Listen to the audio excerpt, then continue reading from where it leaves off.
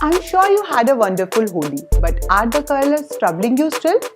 So it's the time for post-Holi tips. Rinse off the color from your hair and scalp first with plain water only, and then only go with shampoo and followed by a conditioner.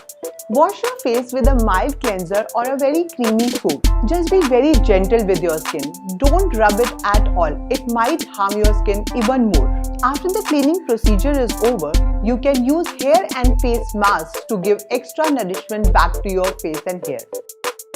If you have any skin condition for which you are already taking treatment, please go back to your dermatologist before Holi and take the pre-Holi advice. Even after following pre and post-Holi advice, if you have any redness, itching, burning of skin, then please don't wait and go to your dermatologist. So wishing you guys a very happy and safe Holi.